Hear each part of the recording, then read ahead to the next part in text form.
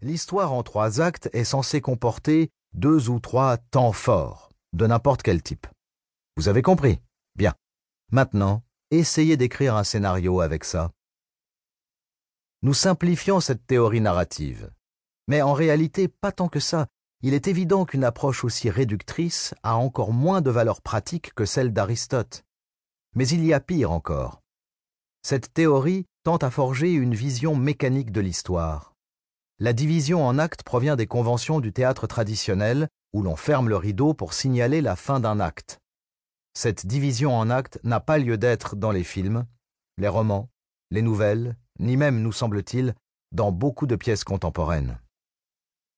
En bref, la division en actes est extérieure à l'histoire. La structure en 3 actes est un élément mécanique imposé à l'histoire, qui n'a rien à voir avec sa logique interne, là où l'histoire doit ou ne doit pas aller. Une vision mécanique de l'histoire, telle la théorie des 3 actes, conduit inévitablement à une narration épisodique.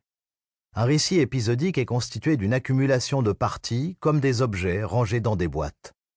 Les événements de l'histoire sont des éléments discontinus qui ne sont pas connectés fermement entre eux pour construire le récit progressivement, du début à la fin. Il en résulte une histoire qui n'émeut le public que sporadiquement ou qui ne l'émeut pas du tout. Il existe un autre obstacle à la maîtrise de la narration, qui est lié au processus d'écriture. Comme beaucoup d'auteurs ont une vision mécanique de ce qu'est une fiction, ils s'appuient sur un procédé mécanique pour écrire. C'est particulièrement vrai des scénaristes qu'une idée erronée de ce qui rend un scénario vendable conduit à écrire des scripts qui ne sont ni populaires ni bons. Ces scénaristes se fondent en général sur une idée qui n'est qu'une légère variante de l'histoire d'un film qu'ils ont vu 6 mois auparavant. Ils appliquent à cette idée un genre, tel que policier, film d'amour ou film d'action, et remplissent les cases de personnages et rebondissements selon les codes de ce genre. Résultat, l'histoire est extrêmement générique, mécanique, dénuée d'originalité. Dans ce livre, je veux vous présenter les choses de façon différente. Mon but est d'expliquer comment fonctionne une bonne histoire et d'exposer les techniques nécessaires à sa création afin que vous puissiez avoir toutes les chances d'en écrire une vous-même. D'aucuns diront qu'il est impossible d'enseigner l'art de raconter les histoires.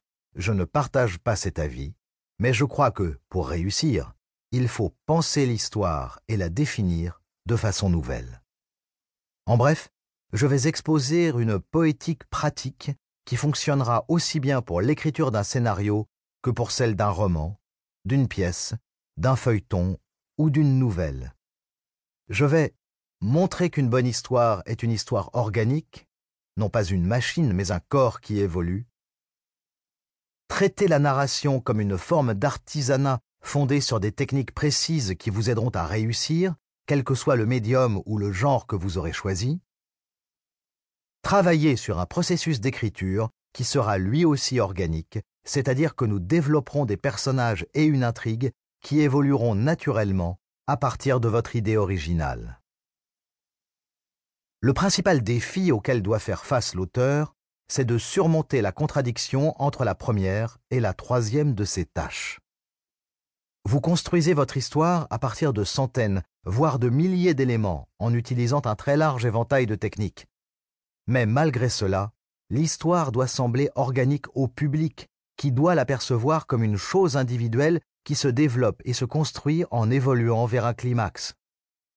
Si vous souhaitez devenir maître dans l'art de narrer des histoires, vous devez maîtriser cette technique à fond, au point que vos personnages semblent agir de leur propre chef, faire ce qu'ils ont à faire eux, alors que c'est vous qui tirez les ficelles. En ce sens, nous, les auteurs, sommes très proches des sportifs. Quand on observe un grand sportif, tout semble facile, comme si son corps bougeait naturellement de cette façon. Mais la réalité, c'est qu'il maîtrise tellement les techniques de son sport que cet aspect technique est devenu invisible aux yeux du public, qui ne voit plus que la beauté. Le conteur et l'auditeur. Commençons les choses simplement avec une très courte définition de l'histoire. Un conteur raconte à un auditeur ce que quelqu'un a fait pour obtenir ce qu'il souhaitait.